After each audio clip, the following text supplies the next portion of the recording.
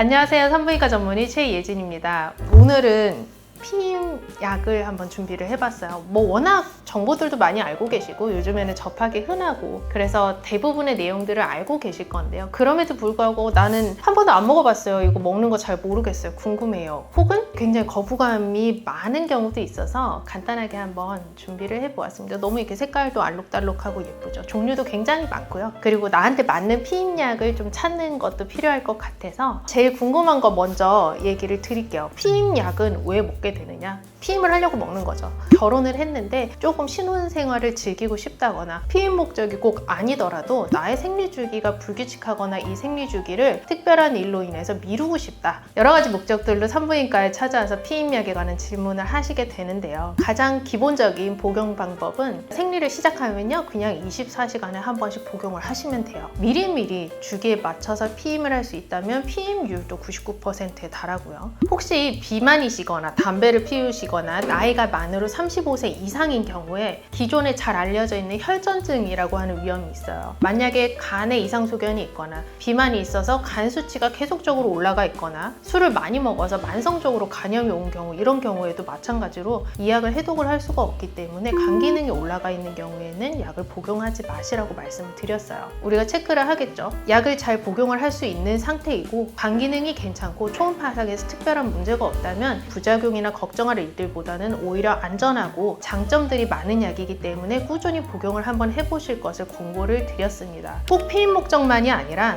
자궁 근종이나 성근증, 자궁 내막증 같은 여성 질환이 있어서 월경이 많으신 분들, 부정 출혈이 있으신 분들, 생리전 증후군이 심하거나 생리통이 심하신 분들에 대해서 치료 목적으로도 많이 권고를 드렸어요. 처음에 드실 때 가장 흔하게 불편한 것들을 말씀하시는 것 중에 하나가 조금 속이 메스꺼려요, 구토가 나기도 하고요. 어떤 분들은 머리가 좀 아파요, 이렇게 말씀을 하시는 경우가 있어요. 그러면 그럴 때는 자기 전으로 시간을 좀 세팅을 하신다던가 아니면 간단하게 고구마나 두유나 속을 채운 다음에 이 약을 복용을 하시는 것도 좋은 방법입니다. 이게 적응이 되고 나면 또 괜찮을 수가 있으니까 초기에 위장약을 같이 처방을 해드리기도 해요. 그래서 처음에 있을 수 있는 그런 간단한 부작용들에 대해서는 보통은 시간이 지나면서 적응이 돼서 좋아지는 거니까 잘 맞춰서 드셔보시라고 말씀을 드리고요. 오히려 나중에 이제 장기 복용을 하다가 나 약 먹는 게 귀찮은데요, 한번 끊어볼게요 했다가도 약 먹었을 때가 내 신체 상태가 더 건강하고 편했어요 라고 하면서 다시 약을 복용하는 게 좋겠어요 라고 얘기를 하는 경우도 있습니다.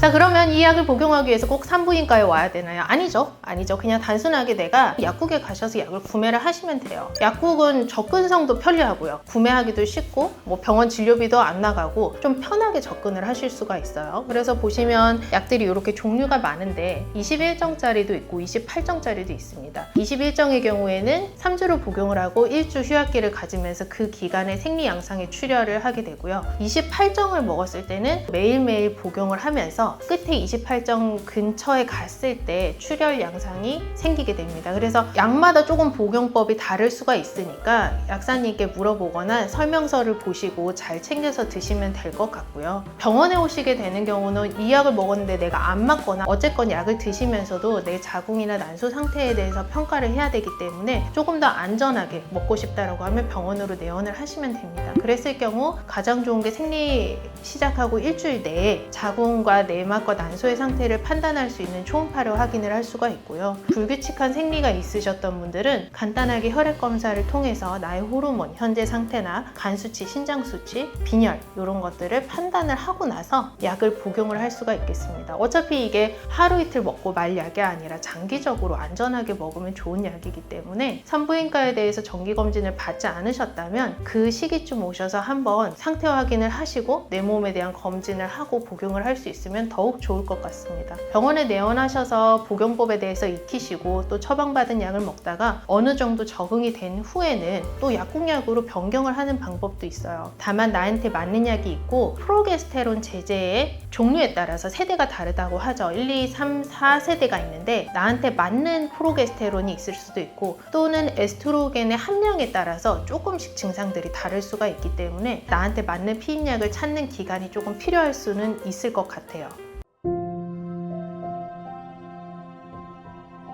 가장 흔한 부작용 중에 또 한 가지는 초기 3개월 동안은 소량의 부정 출혈이 있을 수가 있습니다. 그러니까 정상 생리 외에도 약간씩 라이너에 묻어나는 정도의 출혈이 있을 수가 있는데, 이런 것들은 기존에 깨졌던 호르몬과 내 몸의 호르몬이 맞아가는 과정에서 조금씩 나올 수 있는 출혈이기 때문에 대부분은 초음파상에 이상이 없다 그러면 시간이 지나면서 안정적으로 내막이 쉬게 되면서 출혈이 없어지니까 특별한 문제가 없다면 꾸준히 복용을 하셔도 괜찮습니다. 다만 안 맞는 약의 경우에는 3개월이 지났는데도 부정 출혈이 좀 생길 수가 있어요. 그럴 때는 조금 더 지혈을 잘해주고 과다 출혈이 없는 호르몬 제제로 바꾸기도 하고요. 특히 에스트로겐 함량이 조금 높은 약으로는 야스민이나 클레라 같은 약들을 처방을 하게 돼요. 전문 의약품이라서 보통 처방을 받게 되고, 따라서 이런 약들은 월경 과다나 부정 출혈의 치료 목적으로도 쓰이게 됩니다. 마찬가지로 이 약들도 한번 먹었다고 해서 출혈이 짠 하고 멈추는 건 아니에요. 혹은 기존에는 약들이 잘 들었다고 하더라도 나의 컨디션에 준해서 다른 시술들을 받거나 다른 약들을 먹거나 다이어트를 심하게 하거나 스트레스를 받거나 여러 가지 호르몬이 깨질 수 있는 상황들에 대해서는 조금씩 출혈이 생긴다던가 아니면 기존보다 생리량이 많이 줄어들기도 합니다. 기본적으로는 한 3개월 정도 부정 출혈이 있을 수 있다. 그 시간이 지나고 나면 생리량이 줄어들면서 훨씬 편해진다.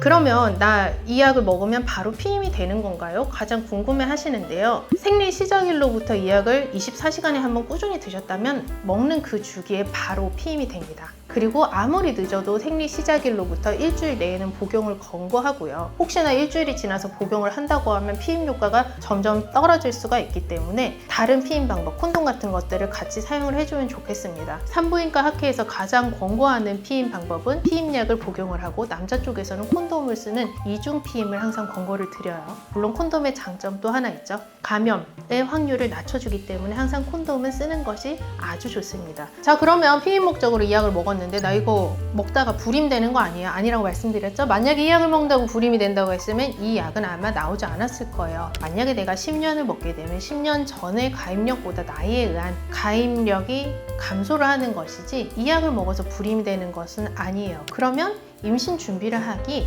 한 달 전에 이 약을 중단을 하시면 원래 내 호르몬대로 배란도 되고 내막도 생성이 되면서 임신을 할 수 있게 됩니다. 따라서 피임약을 끊는 즉시 나는 임신 가능성이 있는 거기 때문에 혹시나 그 이후에 관계를 하시는데 나는 임신을 원치 않는다고 하면 다른 피임 방법을 같이 하셔야 되는 거고요. 그리고 나서 충분히 초음파나 여러 가지 검진들을 하면서 임신을 시도를 하시면 됩니다. 너무 걱정하지 않으셔도 돼요. 다만 이제 장기로 복용을 했을 때는 우리가 어차피 정기 검진을 하잖아요. 혹시나 내가 임신에 대한 걱정이 된다, 내 난소 나이가 너무 감소하지는 않았을까 걱정이 된다고 하면 휴약을 할 수 있는 시기에 휴약을 하고 나서 AMH라고 하는 난소 기능 평가를 한번 해보는 것도 도움이 될 수는 있어요. 또 하나, 이 약을 장기로 복용을 하는 것이 오히려 안전성이 높아요. 초기 3개월 동안 있을 수 있는 부정출혈이라던가 간 기능이라던가 이런 것들을 지나고 난 후에는 안정적인 시기이기 때문에 오히려 끊었다가 다시 복용할 때의 초기의 부작용이 많을 수가 있습니다. 그래서 먹다 안 먹다 하는 것보다는 정기적인 검진을 하면서 쭉 드시는 것이 더 안전할 수 있다.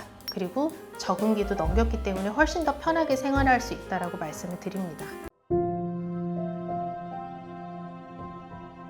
경구피임약 굉장히 도움이 많이 되죠. 피임도 되고요. 여러 가지 질환에 대한 치료, 자궁내막증, 자궁근종 성근증, 월경 과다나 월경통, 생리전 증후군이 심하신 호르몬 불균형에 의한 치료도 되고요. 또는 꼭 필요할 때 웨딩 준비를 하신다던가 중요한 휴가 계획이 있으실 때 생리 주기를 조절하기 위해서도 쓸 수 있는 유용한 도구 중에 하나입니다. 생각보다 많은 분들이 이 경구피임약의 도움을 받기도 하고, 특히 우리나라가 아닌 미국이나 유럽에서는 이 피임약을 먹는 거에 대해서 오히려 더 개방이 돼 있기 때문에 상당히 안전성이 입증이 된 약들입니다. 물론 나의 몸에 따라서 조금의 부작용이 있거나 조심해야 되는 것들도 있기 때문에 한번 상담을 통해서 먹는 거에 대해서 진료를 받아보실 수 있으면 좋을 것 같고요. 너무 그렇다고 두려움을 가질 필요는 없을 것 같습니다. 모든 여성들이 편안하게 산부인과에 내원할 수 있는 그날까지 랑트 산부인과 원장 최예진이었습니다. 감사합니다.